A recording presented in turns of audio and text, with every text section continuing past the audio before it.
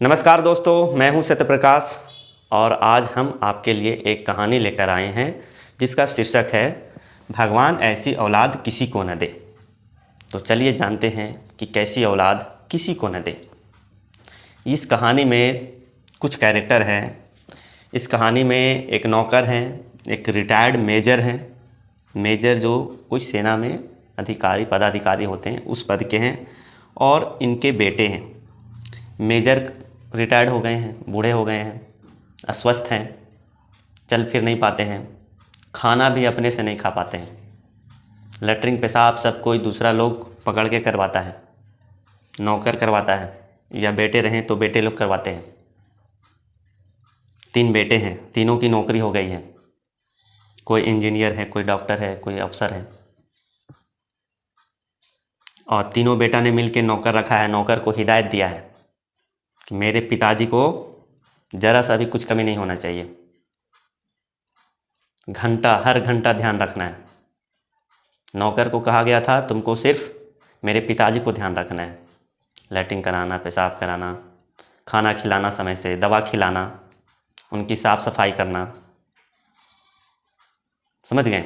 इस तरह का नौकर का काम था।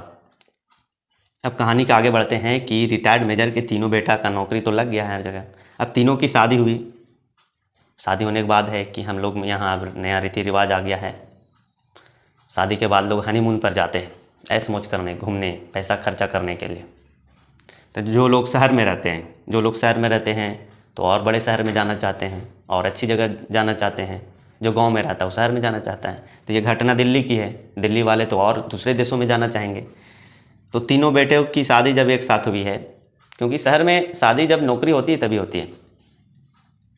तीनों बेटा, कोई पेरिस चला गया, कोई लंदन चला गया, कोई इटली चला गया हनीमून मनाने के लिए। और नौकर को बोल दिया पिताजी को अच्छा से ध्यान रखना। पिताजी जो हैं इनके रिटायर्ड मेजर न अपने से कुछ कर पाते हैं, न चल पाते हैं, न लैट्रिन कर पाते हैं, न पेशाब कर पाते हैं, न खा पाते हैं। मतलब कि एक गद्दा पर पड़े हुए हैं, नीचे बिछाया गया है, उस पर उनको सुलाया गया है, और वहीं पर खाना पीना, लैट्रिन पेशाब हो रहा है। तीनों बेटा अलग अलग जगह घूमने चल गया। तो घटना ये है कि रिटायर्ड मेजर के घर इनकी पत्नी भी नहीं है। इनकी पत्नी बहुत पहले ही गुजर चुकी है, घर में अकेले हो गए हैं। और एक दिन की घटना है कि नौकर कुछ ब्रेड लाने के लिए, कुछ सामान लाने के लिए बाज़ार जाता है। बाज़ार जाने के क्रम में एक्सीडेंट हो जाता है। एक्सीडेंट होता है और उसको कुछ लोग, जो अगल बगल के लोग रहते हैं शहर में जहाँ एक्सीडेंट होता है, उसको हॉस्पिटल पहुँचाते हैं। हॉस्पिटल पहुँचाने के बाद पता चलता है कि नौकर कोमा में चला गया है। और नौकर जो था ब्रेड लाने के लिए बाज़ार आया था, घर का ताला बंद करके। तीनों बेटा तो बाहर है, रिटायर्ड मेजर घर में अकेले हैं। नौकर है कि ताला बंद करके आ गया था इधर, वो भी कोमा में चला गया। शहर में इस तरह की हालत है, लोग अगल बगल में क्या चल रहा है, किस तरह की हालत है, लोग पूछने तक नहीं जाते हैं। तो नौकर कोमा में चला गया है और कुछ दिन के बाद नौकर की भी मृत्यु हो जाती है। और लगातार 3 महीना के बाद जब इनके तीनों बेटे घर पर आते हैं, दरवाज़ा देखते हैं ताला बंद है, नौकर का आता पता नहीं है। तो ताला तोड़कर जब अंदर घुसते हैं तो देखते हैं कि बहुत दुर्गंध आ रहा है, बहुत ही बदबू आ रही है रूम से। उस गद्दा पर एक कंकाल था, जिस गद्दा पर इनके पिताजी सोए थे, रिटायर्ड मेजर। कंकाल, सिर्फ हड्डी बचा हुआ था। तीनों बेटा तो घूमने चला गया, लेकिन अपने पिताजी के साथ एक भी नहीं रहा।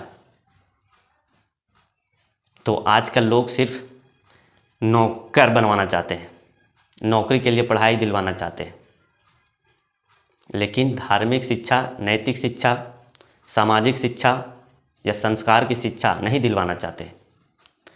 जब तक हम लोगों के किताब में या हम लोगों को इस तरह की शिक्षा नहीं पढ़ाई जाएगी, तब तक मानव जीवन जो है आगे नहीं बढ़ पाएगा। मानव लोग या मनुष्य लोग अपने जीवन में सफल नहीं हो पाएंगे। सिर्फ नौकरी पाने के लिए शिक्षा की ज़रूरत नहीं है, संस्कार की भी ज़रूरी है, धार्मिक शिक्षा भी ज़रूरी है, सामाजिक ज्ञान भी बहुत ज़रूरी है। तो इस कहानी से हमें यही शिक्षा मिलती है कि हम लोग भी सिर्फ नौकरी के पीछे नहीं भागना है। नौकरी वाला पढ़ाई नहीं करना है, संस्कार वाला भी पढ़ाई करना है, धार्मिक शिक्षा वाला भी पढ़ाई करना है, ताकि हम अपने माँ बाप के लिए, अपने परिवार के लिए बुढ़ापे में लाठी बन सके। लाठी बन सके मतलब खड़ा हो सके, उनकी ज़रूरतों को पूरा कर सके, उनकी देखभाल कर सके। ठीक है, यदि कहानी अच्छा लगे, यदि आपको कहानी अच्छी लगी हो तो लाइक शेयर कमेंट ज़रूर करें। धन्यवाद।